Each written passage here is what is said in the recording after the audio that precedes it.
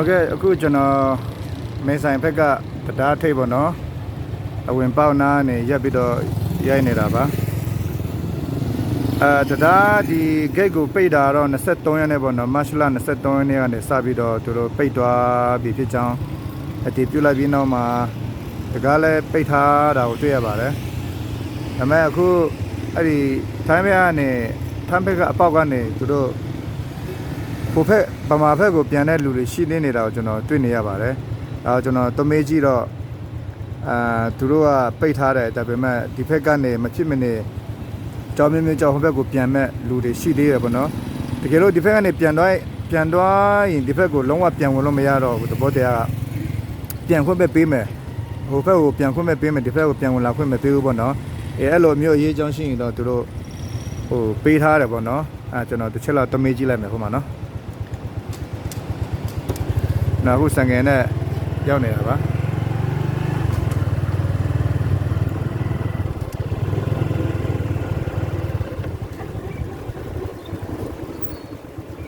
ုတ်ကဲ့ဒီမှာကျွန်တော်အဝင်ပေါက်နာရောက်နေပါပြီဟိုအမသာဟိုဘက်ပြန်လို့ရလားအခုตอนนี้ขั้นได้ใช่ไหมครับได้อยู่ใช่ไหมครับขั้นได้แต่ว่าเข้ามาไม่ได้แล้วใช่ไหมครับอย่างนี้ใช่ไหมครับ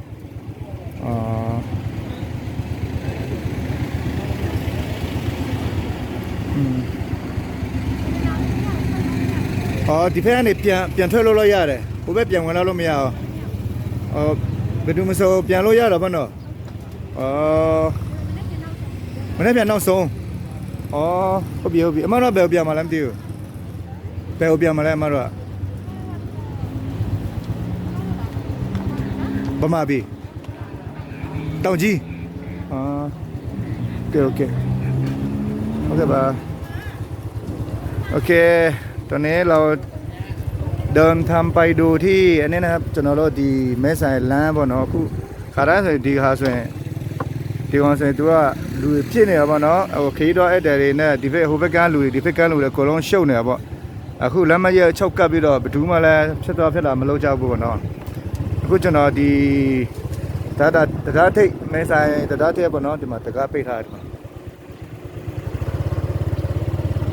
ကျွန်တော်အခုဒီမဲဆိုင်တရားထိတ်ကနေဟိုဘက်ရှင်လိုင်ဘက်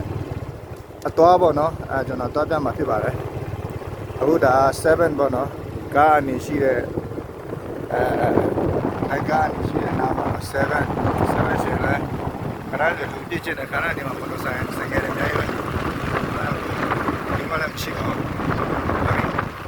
ကျွန်တော်ဒီတိုင်းပဲမောင်းပြီးမှလမ်းမကြီးကိုကျွန်တော်သွားပြမှာဖြစ်ပါတယ်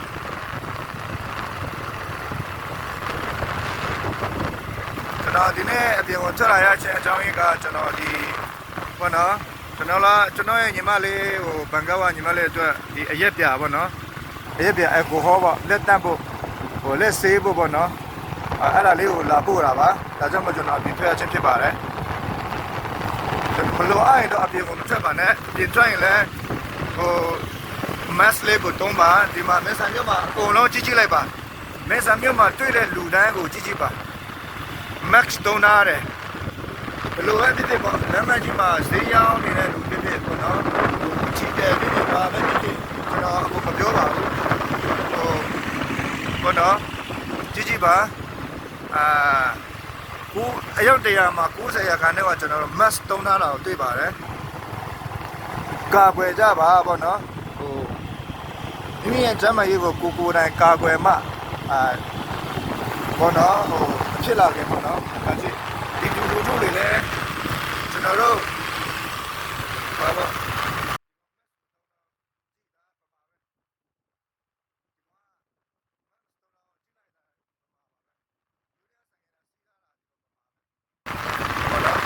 နေပါလို့ပြန်လာတော့မယ်ဘာကစီတမားလေးတဲ့အဝဲချုပ်တဲ့လူလေးတွေကျွန်တော်ပြောချင်တာမဲဆိုင်မှာတွေ့တဲ့လူတွေအကြည့်ပါလားစုံပဲပေါ့နော်တို့နေစုံပဲ max ပူကြတယ်ကျွန်တော်ဟိုနေ့ကတချလိမ့်မှာသွားတာပေါ့နော်ယူရီးယားမှာမဲဆိုင်မှာအယောက်100မှာ90က max တော့တွတ်ထားတယ်ဗျ max ပတ်ထားတယ်တချလိမ့်မှာကအယောက်100မှာ80ကမပတ်ထားဘူးဗျ ဒါပါကွာတယ်လို့မသိဘူးပေါ့နော်ဒါကျွန်တော်ပြောရှင်တော့ပြောတာမဟုတ်ပါဘူးနိုင်ပြတာပါကျွန်တော်ဒီတရားတရားနဲ့အခုသွားနေတာကကျွန်တော်ဆိုင်ငယ်နဲ့သွားနေတာပါကိုကပဲရှင်းပါနော်ကျွန်တော်တွေ့ရတာဒီဘက်မှာ mask မပတ်တဲ့လူတွေလည်းရှိတော့ရှိတယ်ဒါပေမဲ့အဲ့လူကညာဘက်ကကျွန်တော်ဗမာပြည်ဘက်ကလူတွေဖြစ်နေတယ် mask တော့မှာတော့တပြောတယ်ကိုချမ်းမရဲ့ကိုကာကွယ်ဖို့ကိုချမ်းမရဲ့ကိုကာကွယ်ပြီးမှလည်းသူများကိုမကူးစက်နိုင်ပါဟုတ်နော်ဒါကတော့မနာရောက်ပြီပေါ့နော်တမောအရှိမတမောအရှိမပေါ့နော်ဟုတ်ပြီကုန်းစင်းတို့လည်းတက်ဒါကကျွန်တော်မဲဆိုင်တရားနေဒီရောက်လာ6မိနစ်ကြာတယ်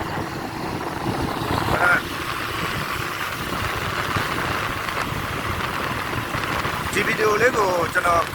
အိမ်ရောက်လို့ရှိရင်တင်ပေးမှာပါ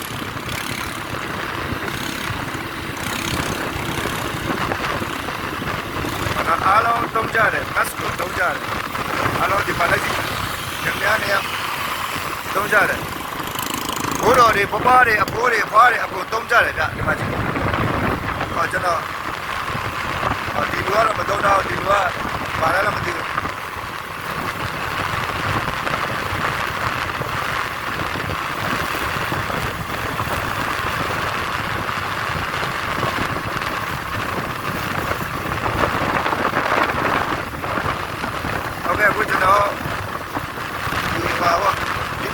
ရောက်နေပါပြီ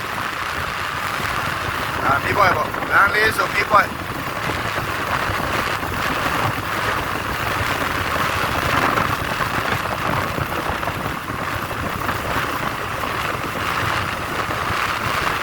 ချင်းလိုက်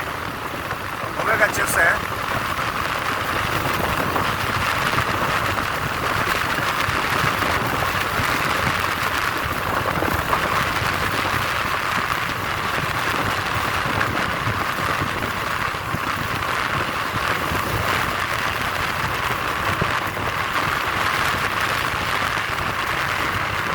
မှာလည်းလူတွေ6ကတ်နေပါလေ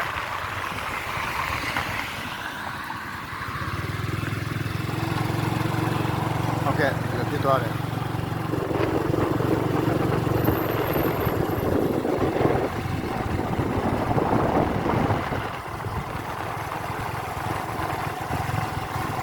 ပိတ်ထားတယ်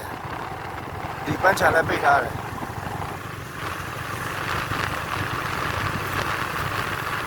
လူတွေတော့လာမရှိတော့တာပါဖြစ်နိုင်မယ်ဆိုရင်ကျွန်တော်အခုတချီလေးဘက်ကိုဖြတ်ပြီးတော့ကျွန်တော်တားပြီးတော့ရိုက်ပြချင်ပါတယ်ဒါပေမဲ့တရားပိတ်ထားဆိုတော့မတတ်နိုင်ဘူး